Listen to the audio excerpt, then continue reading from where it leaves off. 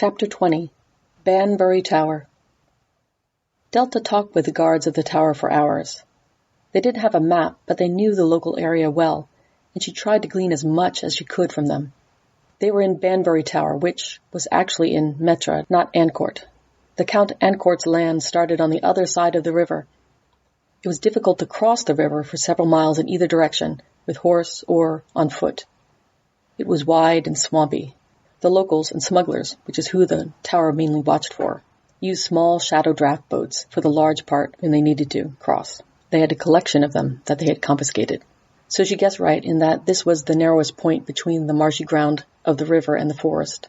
The land opened up again after this with fields and lanes, eventually leading to the village of Creban with its bridge over the river. They had moved onto the roof to give Gwen some quiet, but also the light was better. The breeze was fresh, and the guards could keep to their nominal lookout duty. Their names were Gedeon, Leonetio, and Joshua, and they worked for the Baronet of Creban. It was fairly light duty, but also somewhat isolated, so they were glad for the company. They greeted tales of invaded armies with a lot of skepticism. They had heard about a revolt up north in Matassis, but they had generally put it down to orcish exuberance and exaggerated tales of some raid from the Bright Republic. Either that or being too close to Jakamashi and their strange foreign ways. This did not deter them from listening intently and speculating on the implications if these mercenaries were telling the truth, rather than just trying to get a free meal out of them. This was apparently a lot more interesting than looking after the pigeons they kept in a dovecote on the roof to supplement their food. When the sun was halfway down the sky, Delta called an end to it. If she understood rightly, they should be able to make it to the Brinklow Tower in another stretch and sleep for the night there. Gedeon gave her some call codes that should assure them of their honesty. They roused Gwen, had a quick bite to eat, and started getting the animals ready. But there was a large thunk and a squawk from Zipper as she was leading the donkey out the door. A large arrow was protruding from it, quivering. Zipper dropped to the floor, not letting go of the donkey's rein, and pulling it back into the darkness. "Gwen," called Delta. "Get Gedeon. Go look." After Zipper was in cover, she reached out with a glaive and used the hook to draw the door back. Zipper dropped the bar in place when it was shut.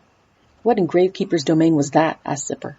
Delta had moved to the slits next to the door. "There are people under the eaves of the forest," she said. "We'd better go topside and have a look." Zipper checked the bar on the door one final time and followed Delta up the stairs. They passed Gwen on the middle level. She was trying to see what she could from the slits at this height. She motioned them onwards and upward. At the top, the 3 guards were watching intently from under cover of the wooden hoardings. "Those aren't smugglers," said Gedeon. "Friends of yours?" "That would be alarming," said Delta. She nodded to Zipper to check the back out. This could be just a distraction. Then she looked out her own slit to see what she could make of it. A number of figures were emerging from the woods. There were 4 shields giving cover to a dwarf with an axe, and a woman with a long bow. Their large, door-like shields and archaic armor was a giveaway. "Imperialists," swore Delta. "Maybe they were telling the truth," muttered Lencio to Joshua. "All clear on my side," said Zipper, coming back. "By Water-bearer, how did they find us so fast?" "Water-bearer indeed," Delta said grimly. "They're certainly in the favor of the goddess of magic." An arrow arched out through the slit in the floor below them and hit the ground in the general area of the advancing people. The woman with the bow, who appeared to be their commander, called a halt. The shields planted themselves, and they hunkered down behind them, forming a visual barrier. Delta glanced over at the bows the guards had stowed against the wall. They were the same design as Gwen's bow, and didn't have the range to be accurate at this distance. "I don't suppose you have crossbows?" she asked, hopefully. "No," said Gedeon. "I've asked, but they just laughed." "I'm laughing now," said Zipper. She looked through a loophole. "What are they doing?" "They can't really think they can attack us with only 6 of them." "It depends on what other magic they have," said Delta. "Or they could be just pinning us down until reinforcements arrive." "Yeah, or maybe they're auditioning to join Wight's brigade," said Zipper. "That kind of gutsy maneuver is our trademark." The guards shot a few arrows anyway, just to show some spirit. One got close enough to clatter off a shield. Their commander didn't even duck. "Can any of these pigeons take messages?" asked Delta. Gedeon shook his head. "How about a signal fire? Would anyone come?" "I don't think there's anyone close enough," said Gedeon. "They don't know that," said Zipper. Delta looked at her questioningly. "If we start acting like we're sending a signal, they might decide they need to force the issue and actually get within stabbing range." Delta grinned. "That's the best idea I've heard yet." She turned to Gideon and the other two. I know you probably don't want to get drawn into this, but you've got enemy troops marching through your territory. I'm not asking you to go toe-to-toe with them, but are you willing to defend this place? The guards exchanged glances. Sure, said Gideon. It's probably worth a bonus from his lordship. Delta nodded. Ready your bows, but hold your fire until they're close. She turned to Zipper. Go fill in Gwen.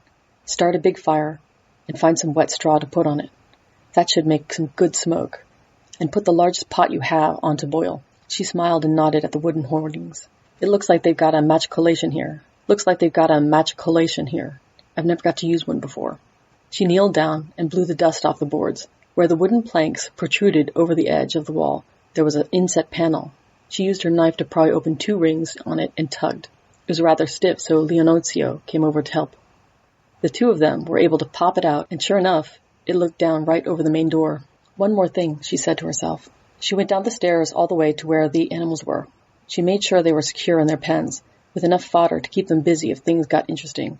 Then she unpacked their tabards. She brought them up to the kitchen and passed them out. One way or another, we should be making our mark. The others grinned and helped each other pull them on over their armor. Delta went back up to the battlements and stood on a barrel in full view, the sinking sun shining on her. She could see the unit's leader watching her speculatively. After a few minutes, the woman raised her hands, cupping her mouth. Hello, the tower, she called out. Delta cupped her hands likewise. Hello, the field. Major Kani, 9th Army of the Empire, she called back. Captain Delta, Wight's company, Delta replied. Kani nodded and spoke to the others. Then she turned back. We claim this tower as a strategic asset to the reformed empire. Will you relinquish it to us? You will have to take that up with the Baronet Crebain, Delta called back. If he agrees, we will relinquish.